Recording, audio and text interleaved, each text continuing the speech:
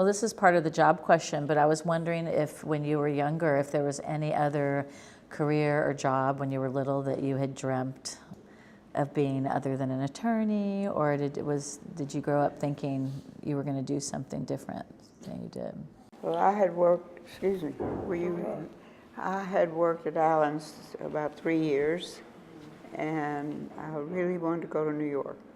So his brother Morris had the store, was in charge of the store in Knoxville.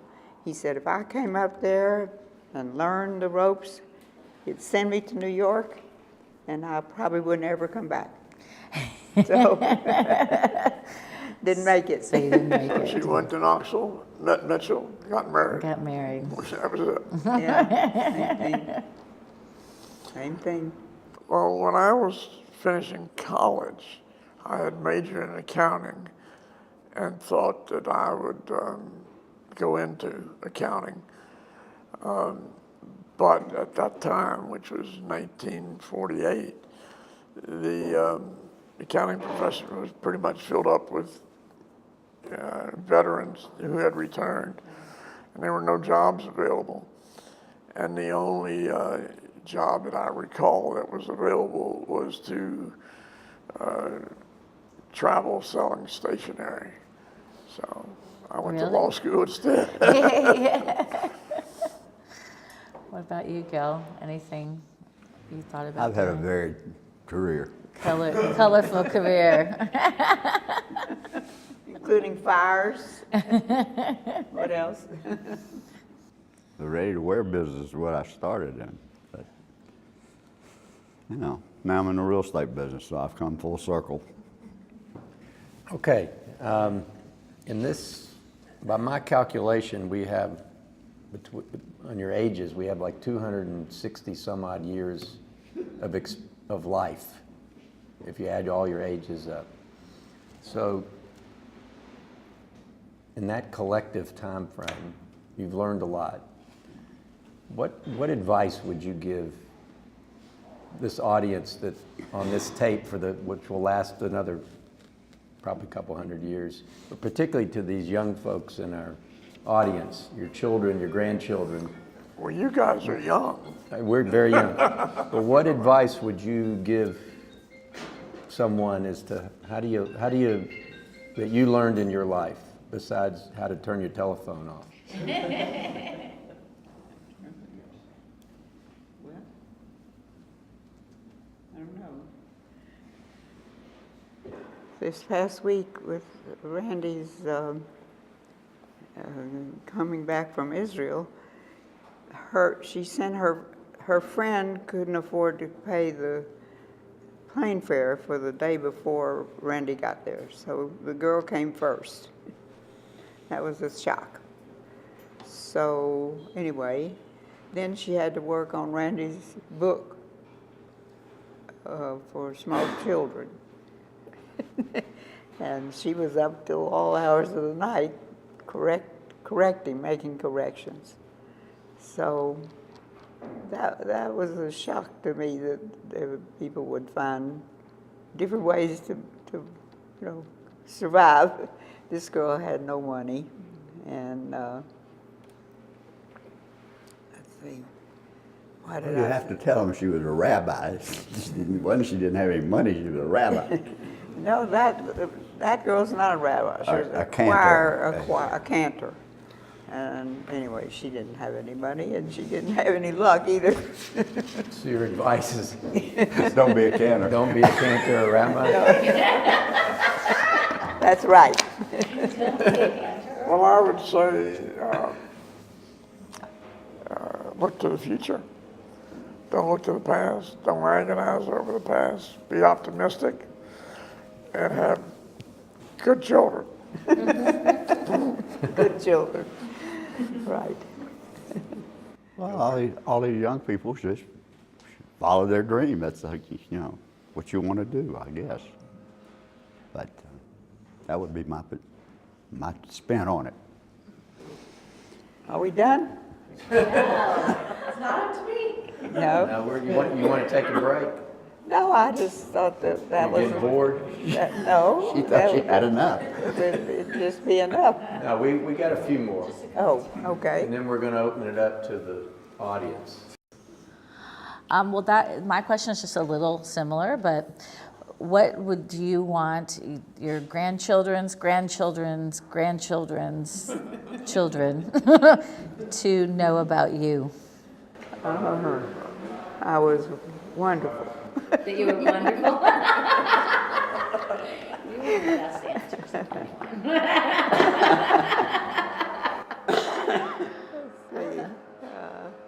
Just to know that we existed. Just to know that you existed? Yeah. And that there was a lot of noise around you. This is like comedy Thank you. bears. You want some more? All right. You have to open that. I mean,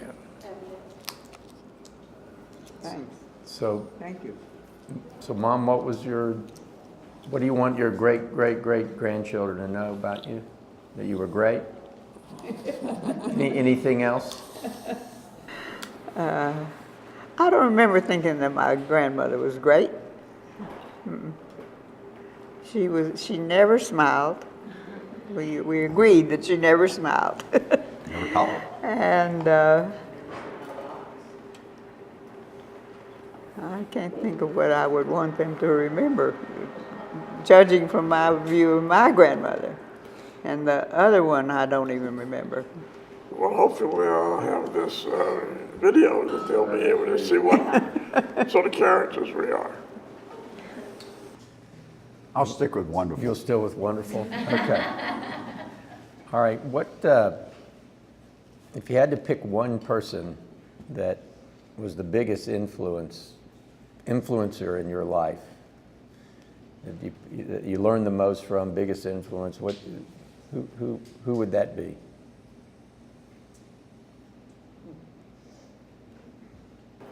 Oh, I would say my mother. Yeah. She was, around all the time during formative and young years. As an attorney, I could sort of identify mentors, but basically, mother.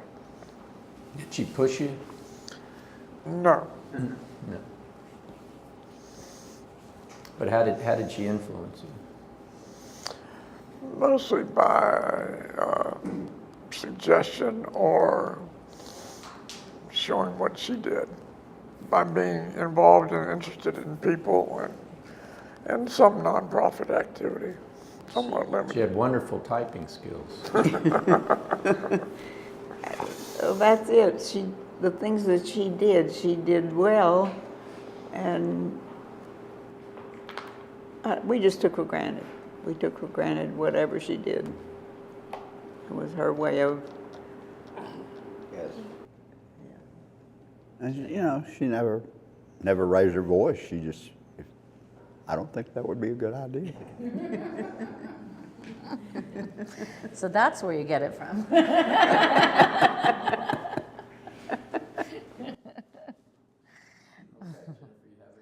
I have the last one is what has been your biggest life lesson? Biggest life lesson. What has been your biggest life lesson? You didn't give us enough preparation time. That's it. Sorry, Marcia. I don't know, having been married twice. I'm not sure what I said. Third's a charm. Or the lack thereof. I don't have that experience. Of being married twice.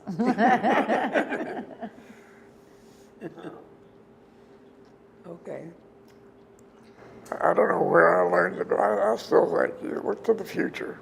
Look to the future. Be optimistic. Could I interrupt and say, as their children, what do you remember them teaching you? Like, what life lessons do you feel like they instill, whether by example or repeating something?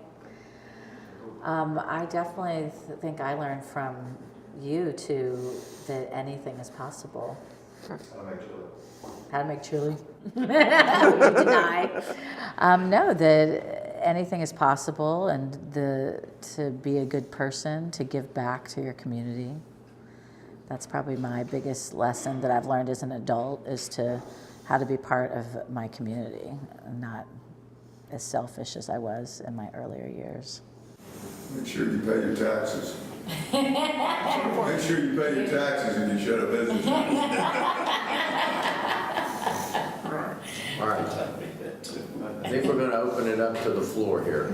What's your biggest life lesson? My biggest life lesson is get a good night's sleep. Because there's a lot to do the next day. So, kind of to actually second what you just brought up as probably one of the biggest lessons that I've learned from Zadie is the importance of your community and giving back. You know, I think that becoming important to people happens at a lot of different stages of life. I was wondering, for the three of you, all being heavily philanthropic, when did that become important to you, and what led to that becoming important?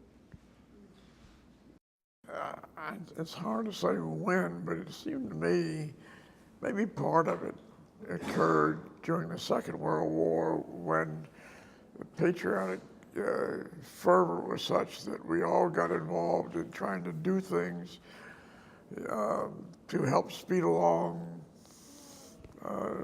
the development of our capability of fighting.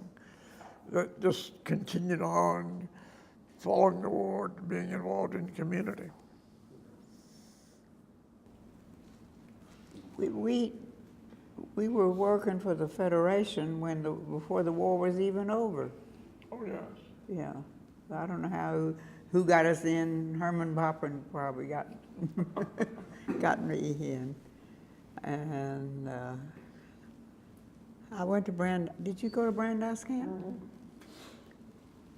We went to a camp and it was all focused. It was adult camp. It was all focused on helping people in Europe. When? And Zionism, yes. In North Carolina? Well, there was No. one in California and one in North California. Carolina. We went to the one in California. California. Natalie went one year and I went this next year. Yeah, as did I went. I think Pace went. I was the first camper. Yeah. I got roped into it because of her. No. You went to Blue Star. Yeah. You went to No, Blue I'm Star. sorry. I thought, yeah, you said North Carolina. I thought, yeah, because of her. I was the first camper at Blue Star. Gilbert had, no, Pace had something. Okay. Yeah. Strike a pose? I just want to add that first of all, I learned a lot about charity from my parents. Both parents. One was a very busy businessman who never had time much for us, but he took time to do things for his community.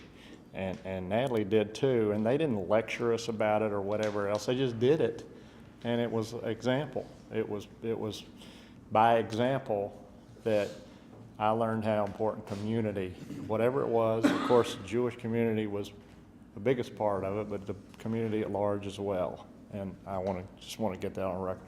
My question is a Morris Levinson question.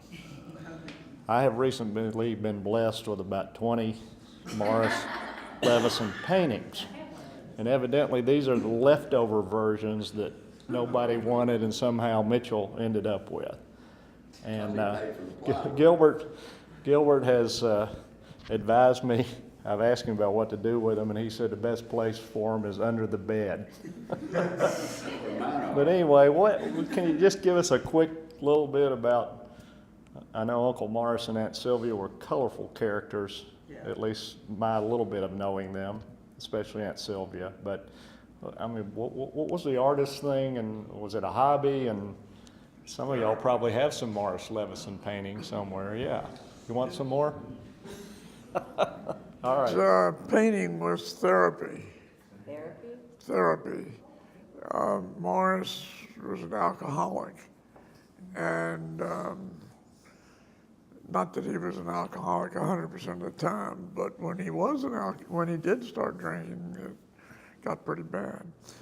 And so when he was coming out of it early on, somehow he began painting as his way of There was a diversion. professional painter, a teacher At Solon's College, Yeah. yeah.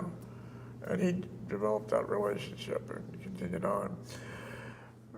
I have to tell you one story, though, about my mother and Morris and your mother's wedding. The night before the wedding, there was a big party out at Major Millen's cabin. I think it was the night before. And my mother said, keep an eye on Morris and don't let him drink. So every time I saw Morris with a drink, I'd go take it from him and I'd drink it. Whoa. I was so hungover. It was getting a mess. And the next morning, I had breakfast with my mother's sister, Frida, and her husband, Phil Pincus from Birmingham, and another cousin, Barney Solomon. And Barney and his wife, Barney, ordered kippers.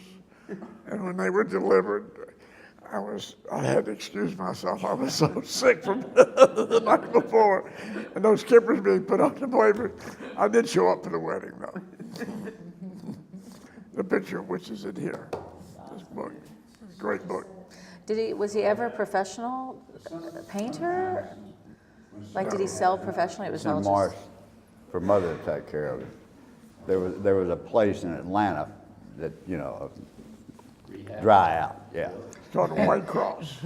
The White Cross. Sylvia What's the name of the rehab? put him in a car and sent him to for Mother to get him to the rehab place. Your parents drink any? My father liked Four Roses, but a drink at dinner time, something like that. He always had a bottle in a suitcase because he was in those little towns that he would drive. All the stores were in very small towns, so he always had a little bottle of Four Roses. I think the legend of Morris and Sylvia happened before we were even born. They were a handsome couple, and he was already, I'm sure, an alcoholic. And she almost married the younger brother, Dick Taylor. So then Morris came along and just swept her off her feet. And she was from Philadelphia, and let's see, Philadelphia. Yeah, she was in Philadelphia. She was there. And she was sent to school in Bristol, of all places. To get her away from men. To get her away from young men. That's what she told me. Yeah, her father sent her away. But Morris was actually very talented. He was well read. He knew a lot about the stock market.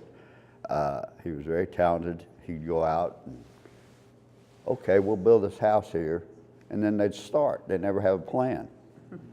This guy would be digging a hole, and this one would be driving nails, but he could, when he finished it, it was something to see.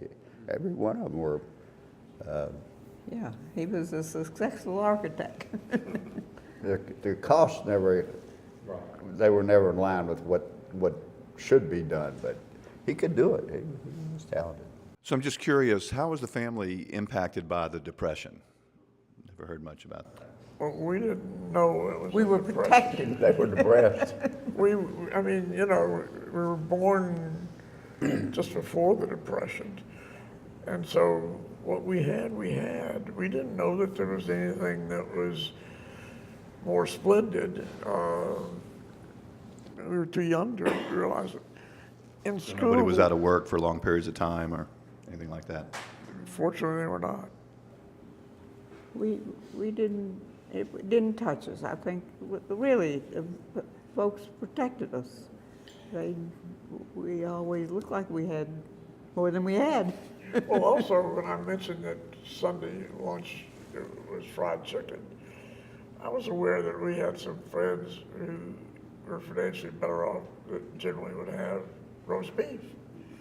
So, you know, I knew there was a little something different in their financial circumstances. I'll than tell you ours. one example.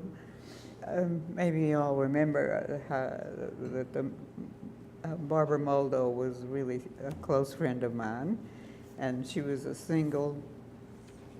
She was a single child, and she would come to our house to have strawberry jam because her mother would not buy strawberry jam. It's too expensive. But there was a lot of reasons Barbara preferred coming to our house because of her mother. Not just, Yeah, not that might just have been. because of the strawberry jam. Michael, of course, I wouldn't, the Depression wasn't, but during the war, I can remember so many things were rationed. Gasoline, we had to have a sticker in the window.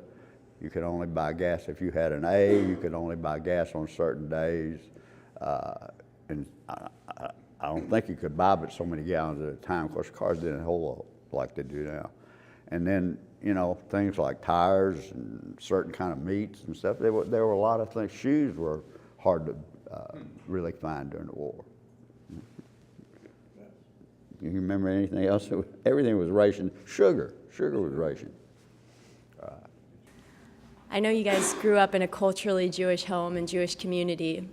I'm curious, did your mother or father have a relationship with God or a higher power, and was that a conversation in your home growing up? And then do you guys individually have a relationship with God or a higher power, and how has that developed throughout your lives? Good question. We'll start with the youngest one. I'll defer to the seniors.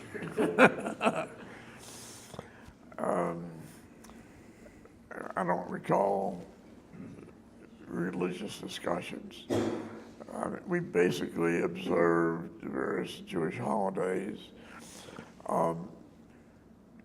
Prior to coming to Atlanta, I was totally unaware of any involvement in any religion, really. I was just probably too young. Yeah. When we got to Atlanta, Atlanta was a very small town in those days. And Rabbi David Marks of the Temple, the Reformed congregation, came into the store and called on him and suggested he join the temple. I've always said, okay. Other than that, I think now that we know they came from conservative to Orthodox background. But my father had been in this First World War, and you know, best that I could tell, he really, other than observing the holidays, he wasn't too involved. I do remember going to holidays at the temple, and he always wanted to get my seat close to a window because it wasn't air conditioned. Plus, they had an armrest that he could fall asleep. So that's part of what I remember. When they moved back to Knoxville, they rejoined, I guess, the synagogue that they belonged to when they were youngsters. Well, both of our grandfathers were founders of Heskamuna. Okay. What about now? I'm sorry, what? And what's your spiritual belief now? Well, I think here, because we had a few cousins here, and also the Kaplans were right next door. We just went with wherever anybody was driving. Nobody questioned the theory behind any of it. And today? And today?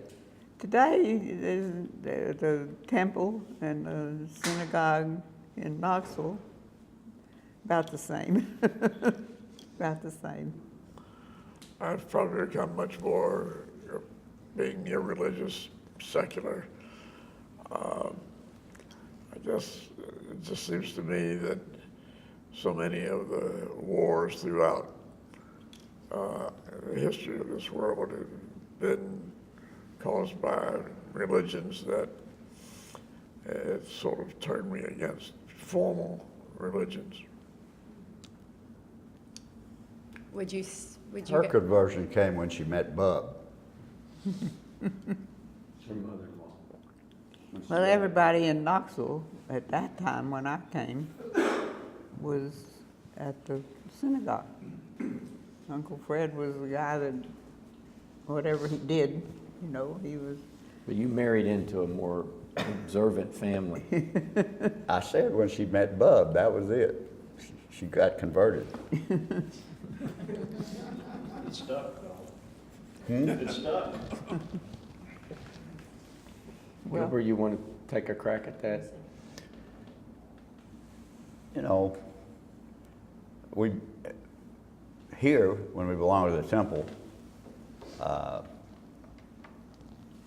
we were not, I guess, very involved. Sunday school, I started at Hebrew school, the old AA over there on 10th Street, but That's where I thought you were very much. No. they were, you know, there was not a whole lot of discussion about religion in the family. And then when we moved back to Knoxville and joined Heskamuna, it was like different kind of religion, you know. It was a whole lot different. And of course, the synagogue in those days in Knoxville was over there on Fifth Avenue, and you know, the temple was a big, beautiful, elaborate thing, and we got here in this schmati, we're going to. I decided then I was not going to be very religious from then on out. Zadie, I know you said that you try to be very optimistic about the world and about life and look towards the future, but I want to know what each of you think is the biggest problem that the world faces today.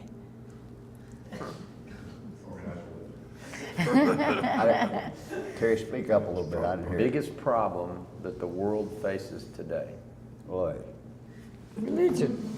Religion? Yeah. Do you want to start with our president, or where should we? You can start wherever you want. I'll defer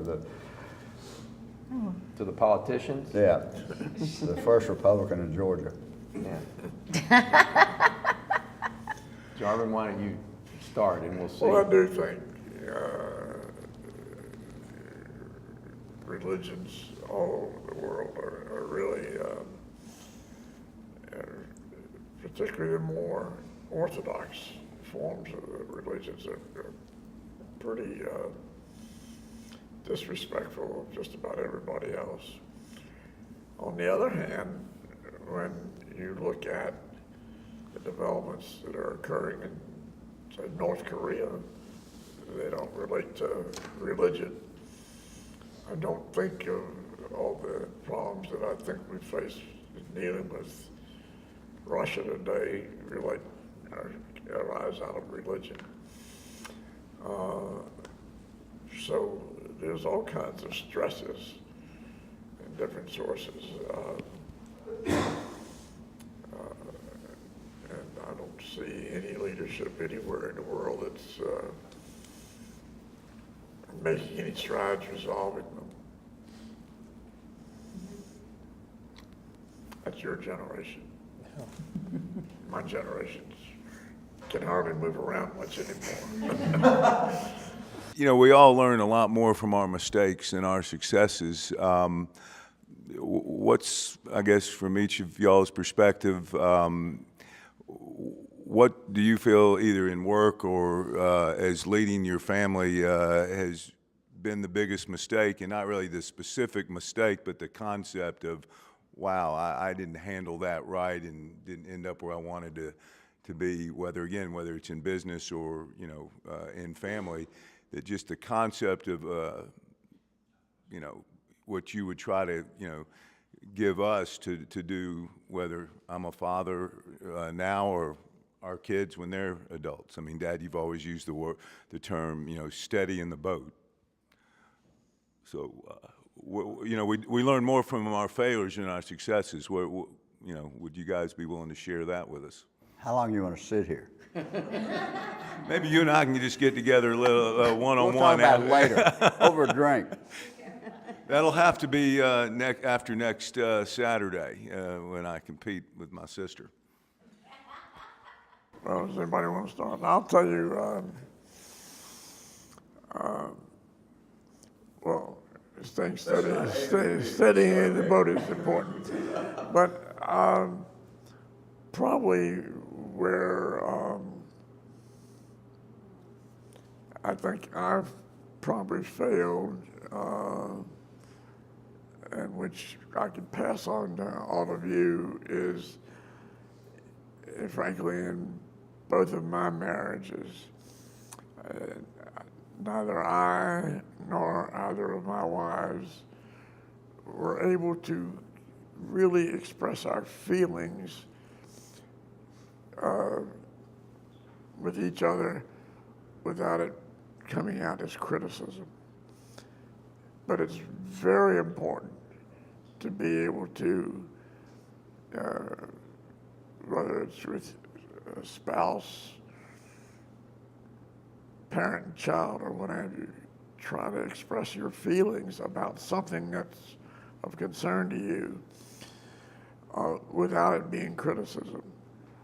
And with the other party having enough understanding that even if it does appear to be critical, to understand it well enough to try to help bridge that problem. Didn't work very well in either of my marriages, but I do encourage all of you to have that situation. And probably didn't work too well with my children growing up, but hopefully it's better these days. It's a good answer.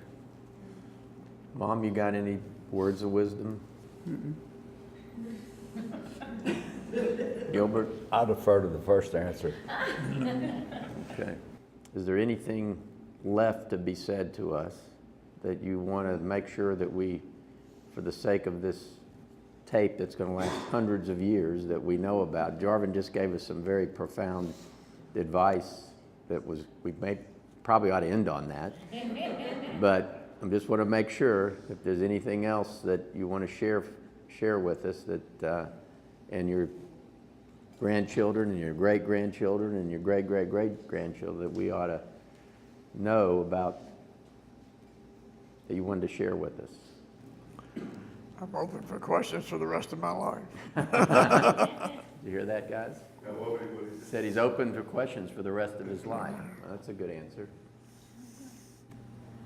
Since we really didn't know in advance, Yeah. you know, what to really think about. She didn't study on it. You don't want to leave us the recipe for Natalie's sweet and sour cocktail, Frank? Chicken soup. Oh, you already have it. Okay, sorry. She's already left it. The art of chicken soup carrying through the airport. Gilbert is a master at transporting chicken soup through an airplane. All right, An that's airport. awesome.